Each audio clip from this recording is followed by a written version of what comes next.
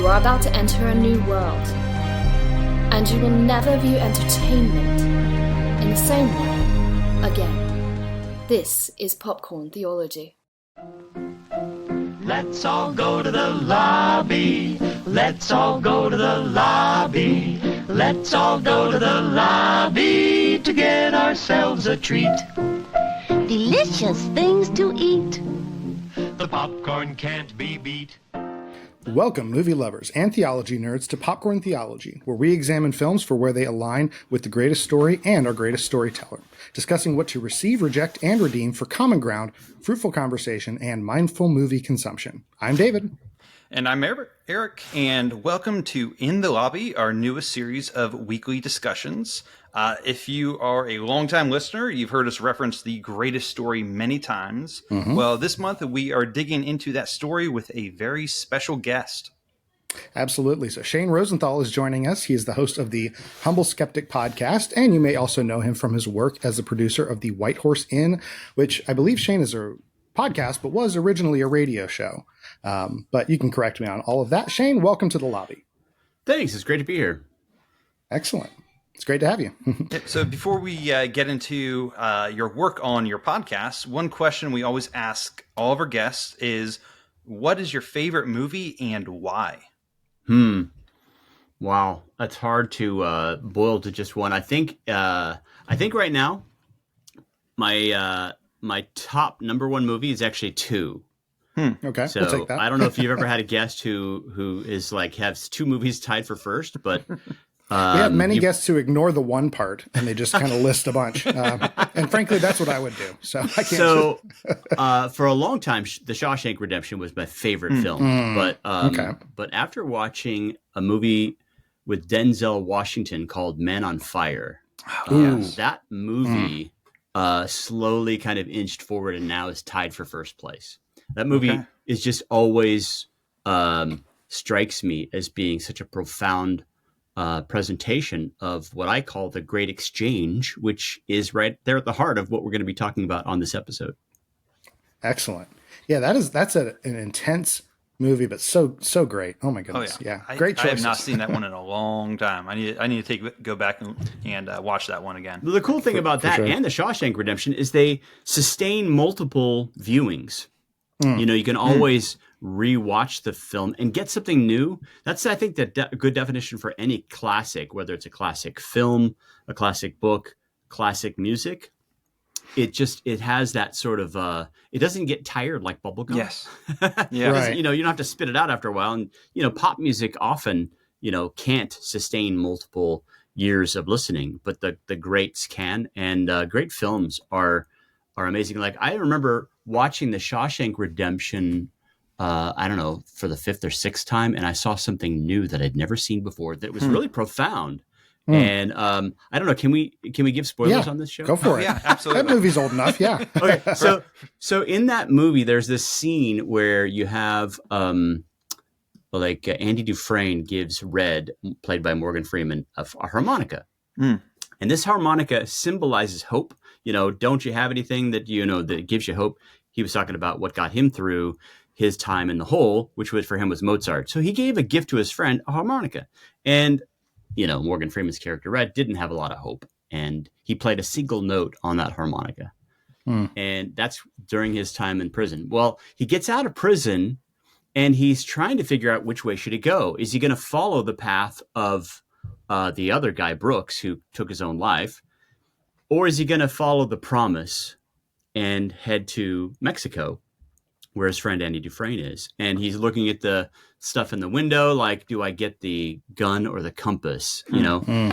And he starts to remember the promise. And in the scene, as he's heading to the place where there's a box hidden underneath this black rock, you have the music come up from underneath. And it's the same music that you've heard throughout, but this time it's actually led by a harmonica.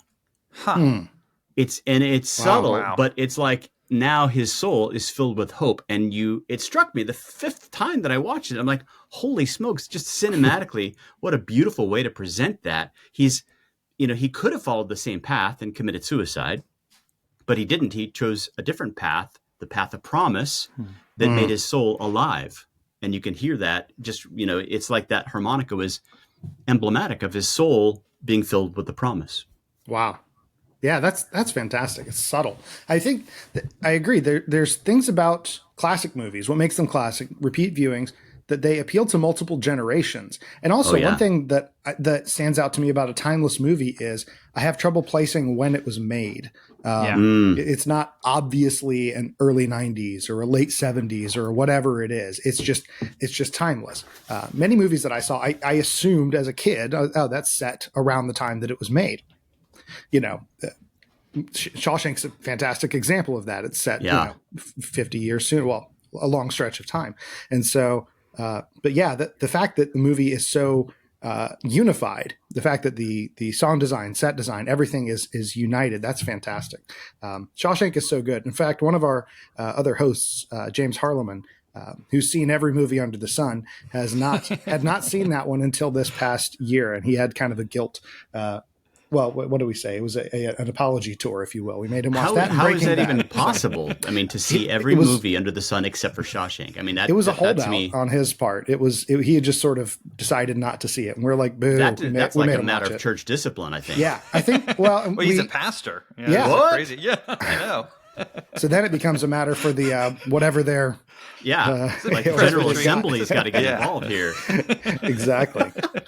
That was a great episode. It's also one of the only movies we've ever covered twice. That and The Matrix, I believe.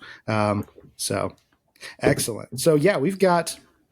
Oh goodness. We wanted to know before we get into the topic, into the discussion for this series. For those who aren't familiar, how would you describe your work, your project of the Humble Skeptic podcast? And what is it really you're trying to accomplish with this show? Yeah, I've been in the world of radio and production for about a couple decades. And, there was a time when I moved from a radio producer to the host. So I was hosting the White Horse Inn Roundtable conversation from like 2019 to 2021. And in that process, how it goes with, organizations, you pitch ideas, you're part of a team, right? So I pitched an idea, I don't know, maybe even 10 years ago about having, kind of like an NPR serial approach that's investigative on a lot of Christian topics, Christian themes, things that could appeal to a broader level of interest. And they all said, yeah, that sounds great. We should do that. But they never did. So at one point I just decided to do it myself. And, that's so I created the Humble Skeptic, and the whole idea is to just inspire curiosity, to be investigative, to appeal to people, any person who's interested in worldview issues, Christianity in particular. I kind of come at this from someone who was raised in a secular Jewish background. So I kind of have, at least part of my brain still thinks like a non-Christian, because I had my formative years, where I was an atheist actually by the third grade. And so I see things the way that a lot of outsiders do. And so I want to ask the questions that a lot of times Christians themselves don't think. And, if you, right. The thing that was very impactful for me was reading in the Old Testament that out of Bethlehem shall come the ruler, Micah 5:2. It's the Bethlehem prophecy. And that prophecy goes on to say that he shall be great to the ends of the earth. And, this kind of woke me up, and I started asking questions to rabbis and others like, who else do we know who is from Bethlehem, who's great to the ends of the earth? I mean, Jesus is the most famous person of all history. How do we explain this prophecy? And I also asked him about a lot of other prophecies that one opened up the door to a lot of exploration. And I just didn't like the answers I got. So I converted to Christianity. And ever since then, I've been asking a lot of questions that lead to further exploration. That's what I try and do on the Humble Skeptic, is to be curious, to be somewhat skeptical too. Skeptical in the sense of discernment. The book of Proverbs talks about, it says, the simple man believes everything, but the wise man gives thought to his steps. And that idea is repeated in the New Testament as well. You have don't believe everything, but test the thing, test the spirits, test all things, Paul says, but hold on to the good. So I think that can help us in Christian things too, because if we're cognizant of how many times Christians can disagree with one another on biblical interpretation and all kinds of in all kinds of ways. Too often I think we just assume that our way is the right way. And I think what we need is humility and to be even skeptical of, like, have I really got this? But not in a skepticism, not a kind of skepticism that dismisses, but a kind of skepticism that investigates. Yeah. Have I really got this right? And just kind of rechecking and investigating. No, that's great. I personally, I've loved the podcast episodes that I've listened to. I actually was talking to my wife about this just the other day. About your approach reminds me very much of, I think it's Sir Arthur Conan Doyle, where he believed in the supernatural and the spiritual, but he would go to a lot of seances and end up debunking a lot of them because he was a true skeptic. He wanted to believe, but he was going to investigate. He was going to do it the way you're supposed to do it. And I found the way that you handled the Billy Joel, the piano room, or the executive room, is like that going. Not just taking your dad's word, then not just taking the internet's word, like continuously digging deeper into it. I thought that was a really cool story, and I think your dad's right at the end of the day. There's too many things that I haven't heard all of your episodes, so maybe you go back to it. But I did. I had to revisit this story for your listeners who may not be aware. My pilot episode is on the question: is my dad one of the characters from Billy Joel's song Piano Man? Okay, because he mentioned it in passing. Yeah, I saw him before he was famous, and when I was putting two together, I was like, wait a minute. You saw him in L.A. at a bar before he's famous. He wrote a song about that called Piano Man. I've started to wonder, like, what could he tell me about the bar? And then I started to wonder, well, what if he is one of the characters? Maybe he's the businessman who slowly got stoned, or he talked politics with the waitress. I'm asking him questions as we're driving, like just to try to pick his brain. And then my brother tells me, when I told him this, there's no way that could be true because according to Wikipedia, we lived in West Virginia at the time. And so we're on the other side of the country when that's happening. And I'm like, oh, okay. So my dad just saw somebody else that he thought was Billy Joel. And I felt gullible.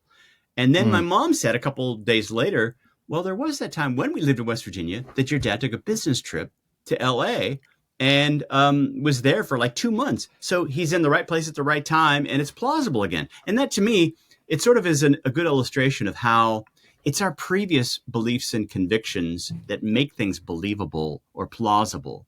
And that's what we have to sometimes be skeptical about. Like, do we really have this? Sometimes Wikipedia can be wrong.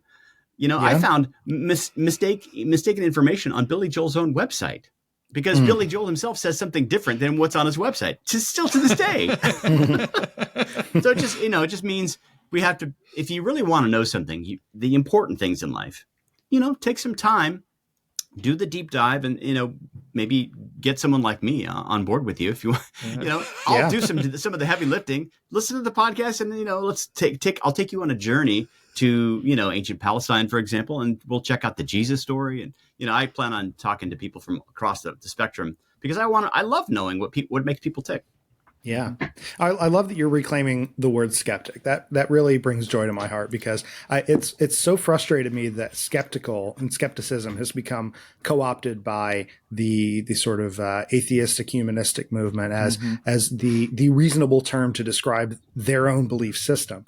But so I'm a science professor by day, if you will. And so I am regularly trying to instill a sense of skepticism in my students because if you think of what's the opposite of skepticism, well, I don't believe that it's faith. I believe that it's gullibility, right? Like you said, you felt kind of fooled, right? You felt like you were, I felt silly. I felt embarrassed or gullible. I mean, if you believe everything that you hear, like you said, Paul warns against that. And in Acts, we see that the Bereans are lauded because they kind of hold everything at arm's length. They're like, wow, that sounds really interesting. And can you cite your sources on that? Okay, let me see what you had to say. Well, what do you know about that? Yeah, they didn't take the word for the apostle as, as like inspired. They decided, wait a minute, we're going to check what Paul's saying to see whether it's true. That's right. That's awesome. Yeah. To quote LeVar Burton, you don't have to take my word for it. And the way I think about really like hit some folks. skepticism versus belief, it's like, we call Christians believers and non-Christians skeptics. That's often the way it's framed, but that's just shorthand, because believers are skeptics and skeptics are believers. If you think about it, like when you get the doorbell or rings, you get somebody, on a Saturday morning and it's a Jehovah's Witness or a Mormon knocking at your door. Are you going to believe everything they say? If you're a Christian, typically, right. You're skeptical of the things they're trying to tell you.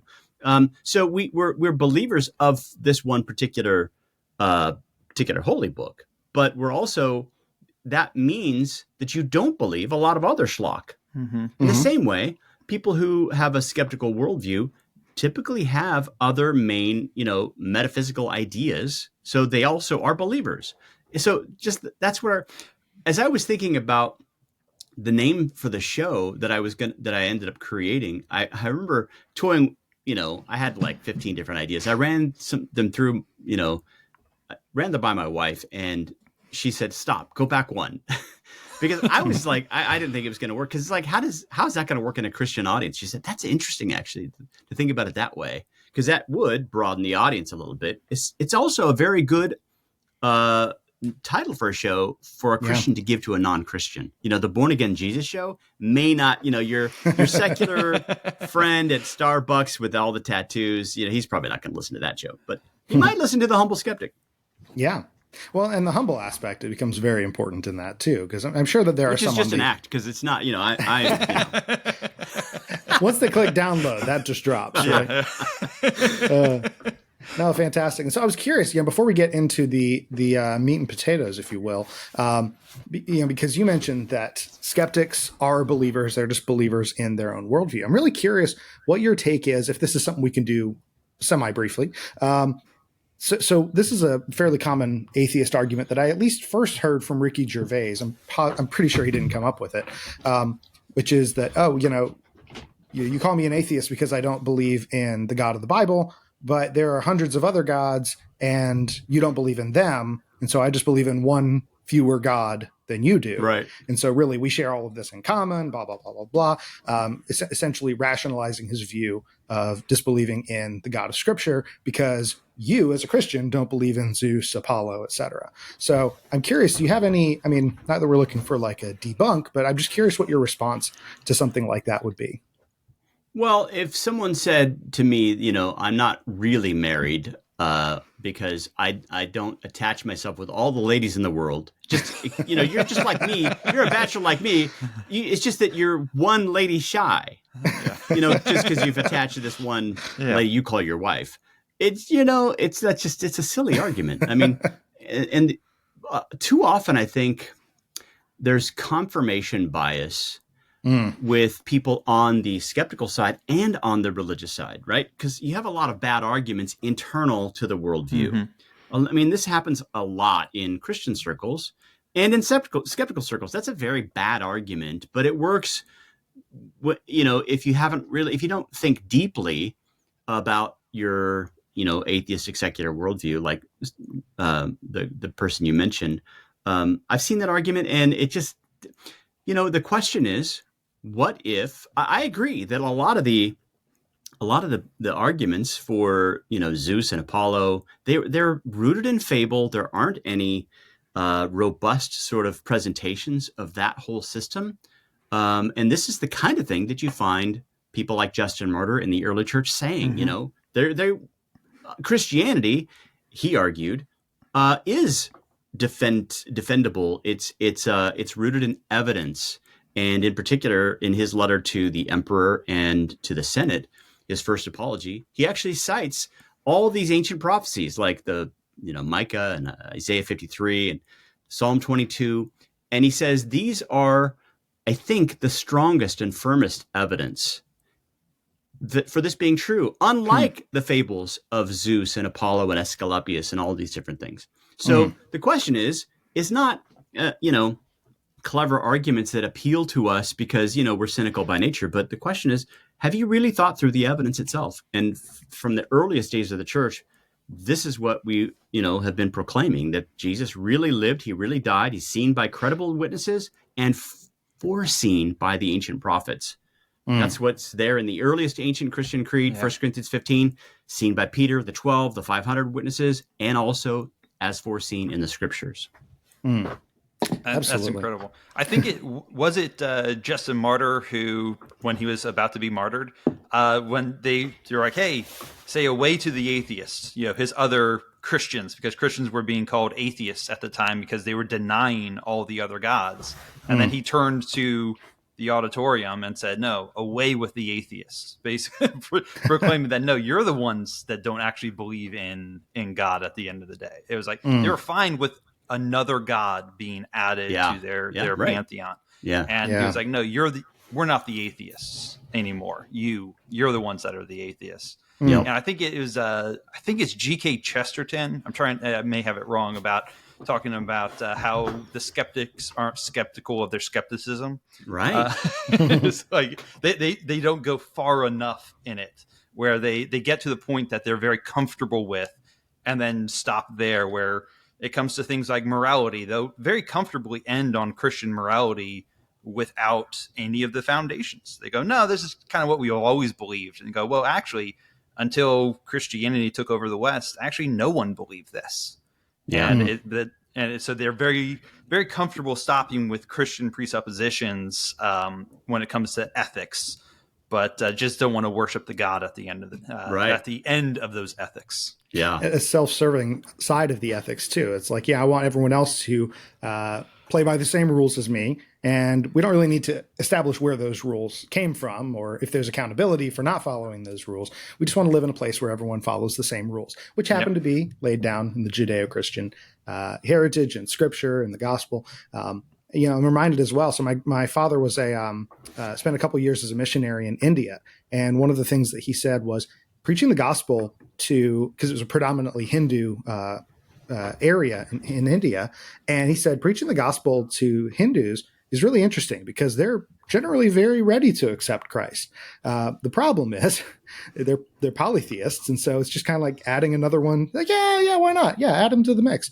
And the trickiest part, he said, obviously, was convincing them, no, this is it. You have to reject. So there's a purposeful rejection of other beliefs and other deities because you're making a commitment. And so, to your metaphor of only being married to one woman, that's perfect there. It's like, you can state attraction for one woman and then say, yeah, that's great, but I'm not ruling out any other options. Well, that's not what the gospel calls us to. There's a commitment. And anyway, so I'm excited to dive into so much more of this. Because during this series, what we're going to be doing is dropping them as weekly episodes. So for the listener, we're dropping those as weekly episodes throughout January, every Thursday. We're going to discuss the greatest story and the greatest storyteller, from creation to redemption, and all of the various steps within that, how that has influenced the films that we enjoy. We'll also see how the hero's journey, which is a common narrative structure, reflects the biblical narrative, as well as exploring the role of entertainment